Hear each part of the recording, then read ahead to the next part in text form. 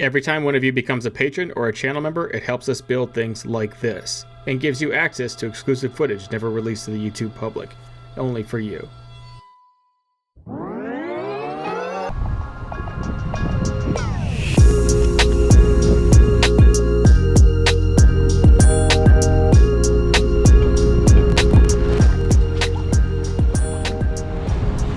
When you can, always give yourself the easiest way to get in.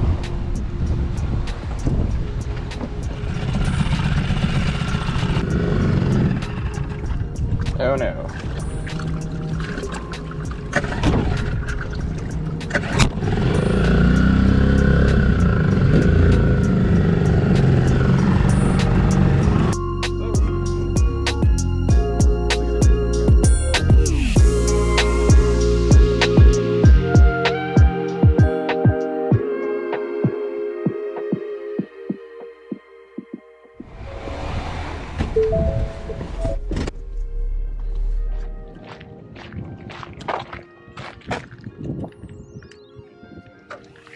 Stole my license plate.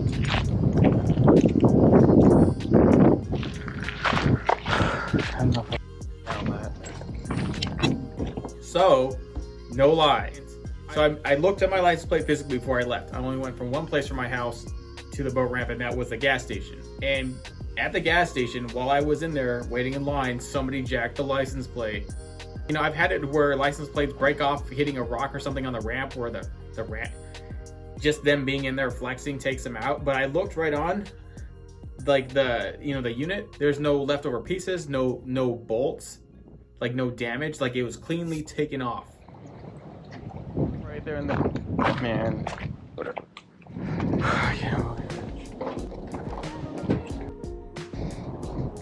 All right, so while we're here, let's try and check out this Pronav app.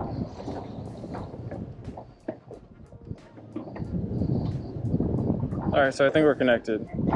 Yeah, we are. Look at that. That's dope. Look.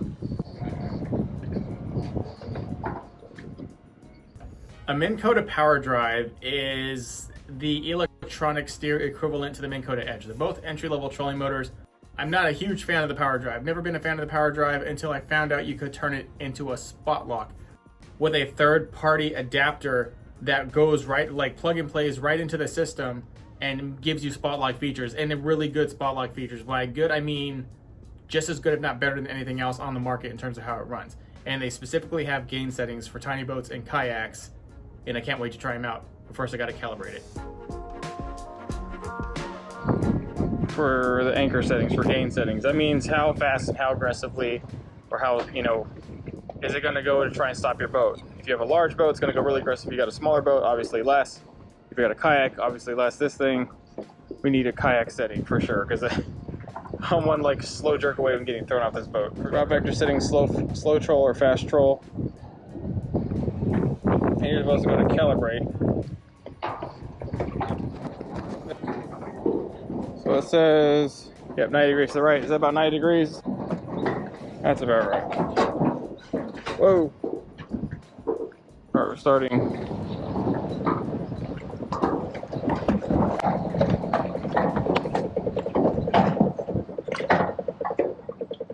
That's a very interesting sound. Wow, it slows the motor down a lot. You hear that little, almost like a sonar. I don't know if the GoPro's picking it up. Pretty dope. Well, I think it's ready to go. What'll be very cool is to see how it anchors us out in this sauce. Because this is not terribly aggressive, but still, obviously you see the boat and you see all the stuff chattering here. Look at the wind. The freaking trees back there are kind of tore back. Not too bad, just enough to test what we can do safely here today. Worry about this right now. Maybe I'll do it when I get back to the dock, but right now I have this, I'm just gonna fish with this. We'll try the remote out later. The remote looks pretty dope though. It has everything, but it's just designated. Let's get fishing! We're just seeing tons of hydrilla patches. Still early for the cutes to come and eat up all the patches, but we'll be getting away from here pretty soon.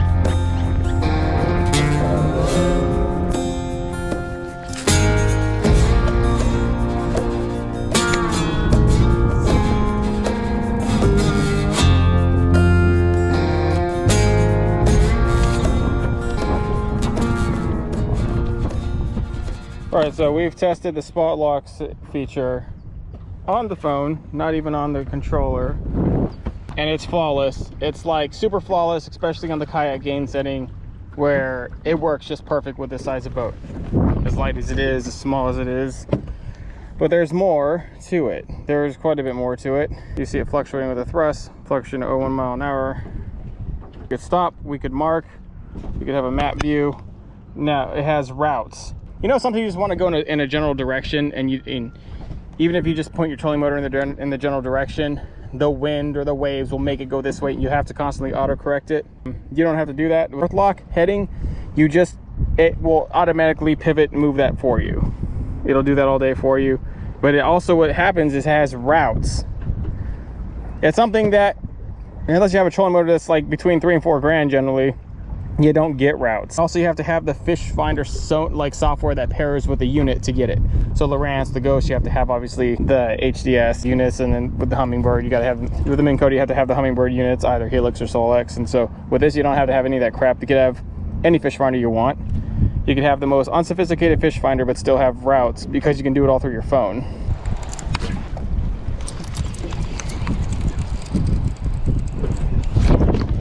Yeah. I knew you was there.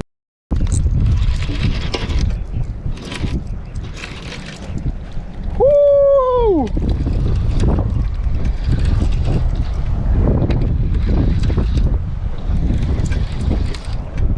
Is this a stripper? No, it's a big ass bass. Let's pull slow, boys. I knew you was there. Oh, chill out. Chill out for a second. Get a breather. Got you unhooked. Nice little fish. That's off a big giant mad crank, which I made, by the way. See that dope? Biggest crank you'll generally use. The bass over here in Havasu, they love them. If you're talking about big baits, that's like a sub 6-inch crankbait. Oh, let her, dude. Clipped it right on the end. That circle hook got him. He was done. He was never gonna get off. The lures that this big, sometimes they'll throw them.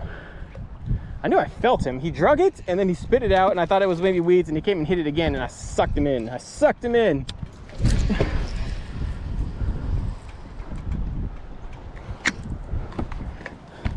Without spot lock, wouldn't have got that fish. We're gonna be real about it.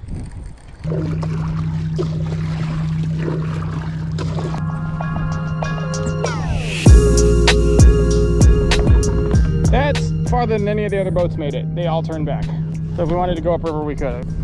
We could also just kind of pull ourselves around, which honestly might even be better. I forgot the motor had a shallow water setting. Oops.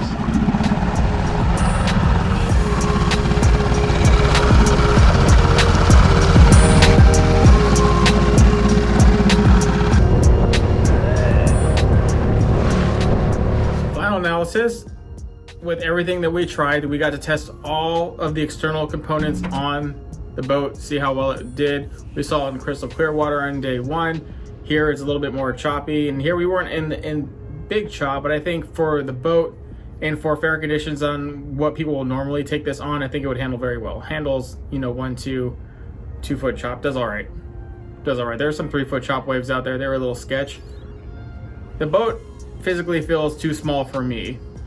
And so it tips a lot, it rolls. Now, a lot of that is me, because I weigh like 250 pounds. So reasonably shutting off even 20, 30 pounds of myself, I would handle on the boat a little better, but I'm still over 200. I think that boat would be really good for somebody at 200 or under 200, like 185-ish. I think that you would probably absolutely love the boat at that point in time. You'd be able to utilize it a little bit better without worrying about it. To counter the rolling factor, again, the butt seat was a huge factor in that. And so the boat itself is really hard to capsize, even as small as it is. So I wasn't ever worried about capsizing. I was worried about it rolling so quickly and abruptly that I would possibly fall off. But again, the butt seat has saved me. But if it weren't for the butt seat, I for sure would have went over a few times. How somebody smaller deals with it. I knew a few people, and we're gonna see how they do. I'm gonna ask them to try and test out the boat and let me know how it does. But I really enjoyed the Pronav Marine setup on the Minn Kota Power Drive, and so that's about $3 grand less than the top trolling motor brands like the Ultra XI Pilot Link, the Garmin Force, the Lowrance Ghost. Those are all 35, 36, sub $4,000 trolling motors. And my setup right there was about 1600. That's on the high end because I had a 24 volt. And but if you get like the lower the 12 volt, like really what that boat needs is a 12 volt trolling motor. That's what I initially got it for. I only got a 24 volt because I had a pretty good deal on a lithium battery that was 24 volts that weighed just as much as a 12 volt, or actually less. And so I was like, well, I'm just gonna go with that.